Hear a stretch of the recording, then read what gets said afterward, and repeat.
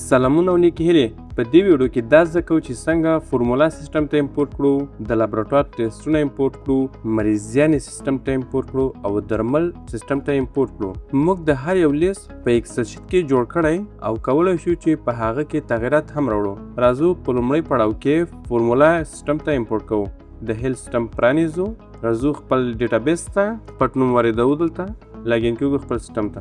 د فورمولا امپورټ کولو لپاره راځو د خپله فورمولا باندې کلیک کوو او دلته راځو امپورټ برخې ته. اوس دلته زه د فورمولا شیټ لرم اتر په ایکسل کې ما جوړ کړې ده، هغه انتخابوم او راځم اوپن وایم. په دې سره موږ وکولی شو چې فورمولا سیسټم ته امپورټ کړو. راځو په دوم پړاو کې د لابراتوار ټسټونه امپورټ کوو. د ټسټ امپورټ لپاره راځو د ټسټ برخې ته، راځو امپورټ ته او دلته ټسټ پیدا کوو. دغه د ټسټ شیټ چې د موږ مخکې جوړ کړی ځان سره دغه انتخابوم او راځم اوپن ته. په دې سره موږ وکولی شو چې د خپل د لابراتوار ټسټونه سیسټم ته امپورټ کړو. په درېیم پړاو کې راځو مریضیانې سیسټم ته امپورټ کوو.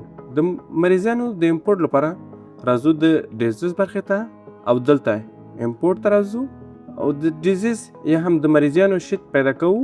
هغه نه وروسته اوپن ته راځو. په دې سره موږ وکولی شو چې مریضیانې هم سیسټم ته وارد کړو. په څلورم پړاو کې درمل سیسټم ته امپورټ کوو. د درمل د امپورټ کولو لپاره راځو فارماسي برخې ته، راځو امپورټ ته او دلته ډرګس د ډرګس شیټ یا هم د دوا شیټ تاسو وینئ هغه انتخابوو. هغه نه وروسته راځو اوپن ته. په دې سره موږ وکولی شو چې خپلې دواګانې هم سیسټم ته امپورټ کړو. که تاسو غواړئ د خپلې دواخانې دواګانې مو سیسټم ته امپورټ کړئ، تاسو کولی شئ چې یو د ایکسل شیټ فایل درته جوړ کړئ، لکه څنګه چې موږ دغه ایکسل فایل لرو. تاسو وینئ چې دلته موږ څو رو لرو، یو نیم ده، ټایپ ده، فورمولا ده، کمپنۍ ده، کوانټیټي، یونټ، بای پرایس، سیل پرایس، اویلیبل، بیچ نمبر او د هم ایکسپایر ډیټ.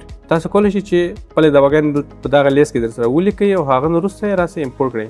چیرې تاسو غواړئ چې تیار فایلونه درسره ولرئ یا هم زموږ تیار جوړ شوي فایلونه استفاده وکړئ، تاسو راسئ ټلګرام ته. د ټلګرام په سرچ کې لیکو اډ هیلت سیسټم بلډر. هغه نه وروسته راځو چینل ته، راځو صفحه دلته پورته سکرول کوو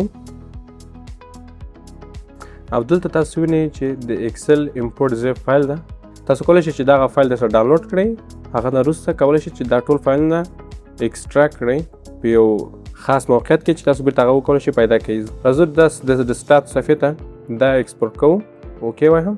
راځو ډیسکټاپ صفحې ته، تاسو ګورئ چې دلته ټول فایلونه راغلي دي. دلته تاسو اوس کولی شئ چې دغه په خپل سیسټم کې امپورټ کړئ درسره. مننه له وخت مو. د هیلت سیسټم په اړه د لا ډېرو معلوماتو لپاره health.arfon.com ویب پاڼې ته راشئ.